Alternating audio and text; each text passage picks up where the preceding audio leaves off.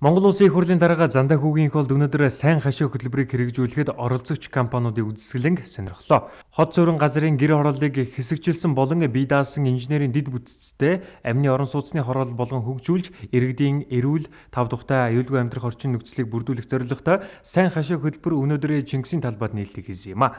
Энэ хүрээнд сайн хашаа хөтөлбөрийг хэрэгжүүлэгч 30-аад аж ахуй нэгж байгууллага оролцсон үйлчилгээ бүтээгдэхүүний үзэсгэлэн зохион байгуулагдсан юм а. Уг хөтөлбөрийн хүрээнд хот тосгоны хэсэгчилсэн ерөнхий төлөвлөгөөнд тусгасан нийслэлийн ерөнхий төлөвлөгөөний газраас тогтоосон гэр хороолол болон гэр хорооллын газрыг иргэдийн оролцоотоо дахин зохион байгуулах төслийн талбар, цуслангийн газрууд дахь айл өрхүүдэд 10 хүртэлх сая төгрөгийн зээл олгох юм байна.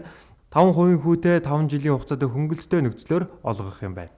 Сайн хашаа хөтөлбөрийг дэмжиж хамтран ажиллаж байгаа 30 гаруй аж ахуй нэгж компани эрчим хүч, дулааны тоног төхөөрөмж, эрчим хүчний хэмнэлттэй дэвшилтэд технологи, тоног төхөөрөмж, амины орон сууцны дэд бүтцийн төрөл бүрийн шийдлүүдийг танилцуулж байлаа. Барилгын цахилгаан, монтаж, сантехникийн худалдаа, угсралд, амины орон сууцны дулаан, сантехникийн цогц шийдэл, бохирус цэвэрлэгээний бага уурын байгууламж, мөн орон сууцны дулаалгын шийдлүүд, байгаль дээлтэй, шин төрлийн барилгын дулаалгын материалууд зэрэг 30-аад компани бараа бүтээгдэхүүн үйлчилгээг Улсын их хурлын дарга үзэж компанийн төлөөлөлтөө ярилцсан юм а. Улсын их хурлын даргаыг дагалдан Улсын их хурлын гишүүн, өргөдлийн байнгын орооны дарга Батцандан, Улсын их хурлын гишүүн, нийгмийн бодлого, боловсрол, соёл шинжлэх ухааны байнгын орооны дарга Батцогт, Улсын их хурлын гишүүн, засгийн газрын гишүүн, хүнс үдээ чухал сайд Бурмаа, Улсын их хурлын гишүүн Дэмбэрэл, нийслэлийн засаг даргын хот байгуулалт, хөрөнгө оруулалтын асуудал хариуцсан орлогч Очирбат болон албаны бусад хүмүүс ажиллалаа.